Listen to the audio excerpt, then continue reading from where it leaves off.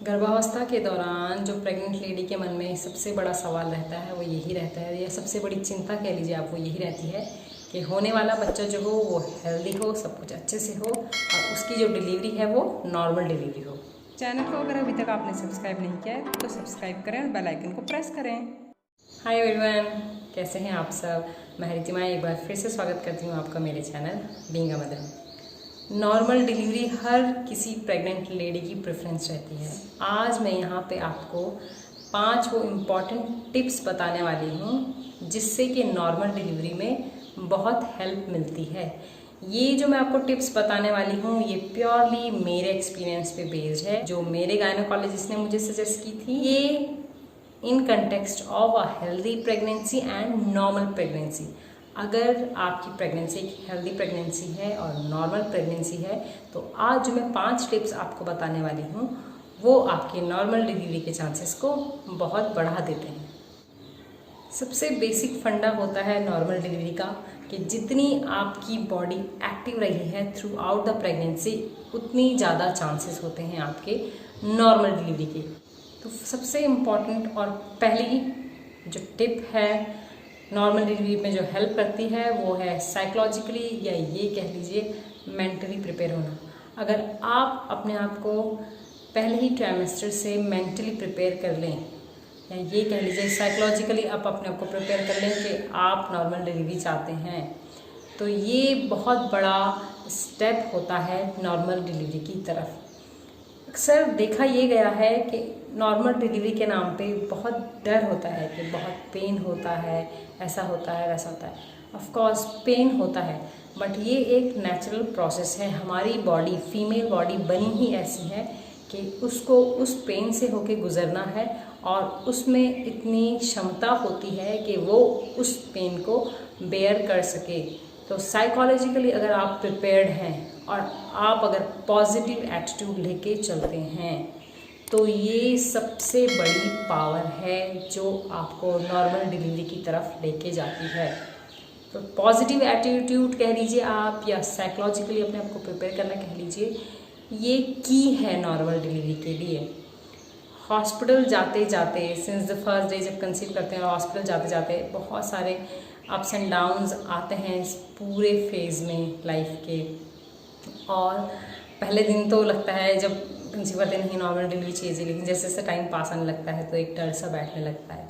और जब उस फेज से गुजरते हैं, जब पेन शुरू हो जाता है तो कई बार मन में ये भी आता है कि नहीं अब तो सिजेरियन कराने से इतना दर्द होता है। लेकिन बस वो मोमेंट जब बेबी हाथ में आता है तो सारे दर्द दूर हो जाते हैं। बस वो मोमेंट अगर हम दिमाग में लेके चलते हैं कि नहीं बस अब तो बेबी हाथ में आना ही है, तो वो मोमेंट हमें बहुत हेल्प करता है। ये बात हमें बहुत हेल्प करती है नॉर्मल डिलीवरी के लिए।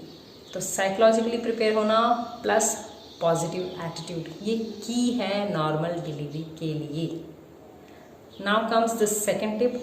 सेकंड बहुत ही इम्पॉर्टेंट टिप है इनटेक ऑफ वाटर। जितना ज़्यादा आपकी बॉडी हाइड्रेटेड रहती है, जितना ज़्यादा आप पानी पीते हैं उतनी ही ज़्यादा आपकी बॉडी हेल्दी रहती है। क्योंकि होता क्या है कि कई बारी और कई फीमेल्स में ये देखा गया है कि डिलीवरी के टाइम पे बहुत ज़्यादा डिहाइड्रेशन होता है। अगर मैं अपनी ही बात करूँ तो फर्स्ट केस में मुझे बहुत ज़्यादा डिहाइड्रेशन रहा, वॉमिटिंग होती है, लूज मोशंस होते हैं। तो उस टाइम पे अगर आपका वाटर इनटेक बहुत अच्छा पानी अगर आपने थ्रू आउट द प्रेगनेंसी लिया है तो आपकी बॉडी डिहाइड्रेट नहीं होती है। वहाँ पे आपको ये बहुत हेल्प करता है आपके पानी का इनटेक। जितनी ज़्यादा हो सके आप लिक्विड लीजिए, नारियल पानी भी आप ले सकते हैं, पानी टाइमली लीजिए आप। हाँ, एक चीज़ यहाँ पे मैं आपको सजेस्ट करना चाहूँगी कि पानी आपको प्रेफर करना है दिन के टाइम पे आप जाते रहें, खास करके लास्ट ट्राइमेस्टर में। क्योंकि होता ये है कि फ्रीक्वेंट यूरिनेशन होने लगता है बाद के 3 महीनों में। तो अगर आप रात में पानी ज़्यादा लेते हैं तो आपको बार बार उठ के वॉशरूम जाना पड़ सकता है। तो ज़्यादा अच्छा है कि आप दिन में पानी लें। सेकंड एक और चीज़ मैं आपको यहाँ पे सजेस्ट करना चाहूँगी कि पानी हमेशा आप भरे हुए पेट में ही लें।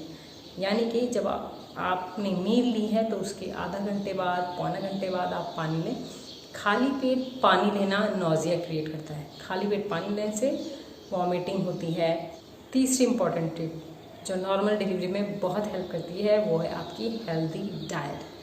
फाइबर फूड लीजिए आप, क्योंकि प्रेगनेंसी में अक्सर कॉन्स्टिपेशन का दिक्कत रहता है, तो फाइबर फूड से आपकी ये प्रॉब्लम भी सॉल्व हो जाती है। और एक हेल्दी डाइट लेने से बीपी जो फ्लक्चुएट करता है, शुगर जो फ्लक्चुएट करता है, वो सारे इश्यूज़ नहीं रहते हैं हेल्दी फूड लेने की वजह से। कॉन्स्टिपेशन की दिक्कत नहीं होती है, एसिडिटी जो मसाले खाने से या ज़्यादा तेल खाने से हो जाती है, वो सारी समस्याएं नहीं होती हैं। तो फल लीजिए आप, सलाद लीजिए आप, जो भी अच्छा खाना है आपको वो लेना है। नेक्स्ट इम्पॉर्टेंट टिप जो है वो है वॉक करना। वॉक आप जितनी हो सके एटलीस्ट 15 से 20 मिनट 2 बार एक दिन में ज़रूर कीजिए, क्योंकि जितनी बॉडी एक्टिव रहती है उतने ही ज़्यादा हेल्प मिलती है नॉर्मल डिलीवरी में। पेन माना जाता है कि पेन भी कम होता है अगर body through out the pregnancy active रही है। तो नौजिया अगर है और अगर आप रोज़ वॉक नहीं कर पा रहे हैं तो एक दिन छोड़ के, 2 दिन छोड़ के, जैसा भी आपको कन्वीनियंट लगता है 2 टाइम कीजिए या एक ही टाइम कीजिए। बाहर नहीं जा सकते तो अपने घर के आंगन में कीजिए। मेरे ही फर्स्ट केस में, क्योंकि अम्नियोटिक फ्लूइड जिसमें बच्चा रहता है वो थोड़ा कम था, तो मुझे डॉक्टर ने हल्की वॉक और कम वॉक सजेस्ट की थी। तो मेरे फर्स्ट केस में मैंने हल्की वॉक किया करती थी अपने ही घर के आंगन में।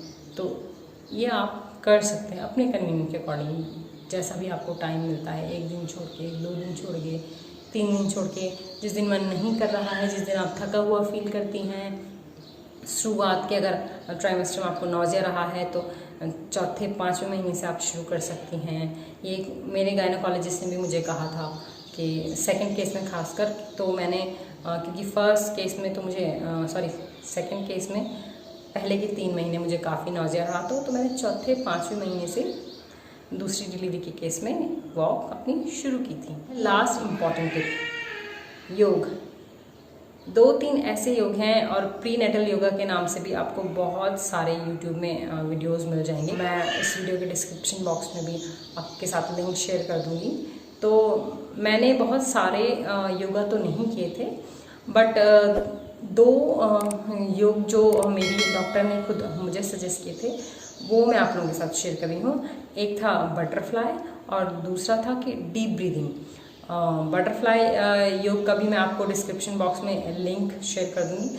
और डीप ब्रीदिंग में जो मुझे कन्वीनियंट लगता था मैं वो करती थी। आप ओम कर सकते हैं, आप अनुलोम विलोम कर सकते हैं, सिंपली डीप ब्रीदिंग भी आप कर सकते हैं। तो ये थी वो 5 इम्पॉर्टेंट टिप्स जो नॉर्मल डिलीवरी में बहुत हेल्प करती है। और दोबारा मैं एक बात कहना चाहूँगी कि प्रेगनेंसी कोई बीमारी नहीं है। जितने ज़्यादा आप एक्टिव रहेंगे, जितनी ज़्यादा बॉडी आपकी एक्टिव रहेगी, उतनी ज़्यादा आपको हेल्प मिलती है नॉर्मल डिलीवरी में। अगर हो सकता है, अगर आप बहुत ज़्यादा थकी हुई फील नहीं करती हैं, नौजिया नहीं है, तो थोड़ा बहुत रूटीन में जो भी घर का काम आप कर सकते हैं, जो आपकी जितनी आपकी बॉडी आपको अलाउ करती है वो ज़रूर आप कीजिए। अगर वीडियो पसंद आया है तो वीडियो को लाइक कीजिए, शेयर कीजिए, सब्सक्राइब कीजिए। Stay home, stay safe. मिलते हैं मेरे अगले वीडियो में, तब तक के लिए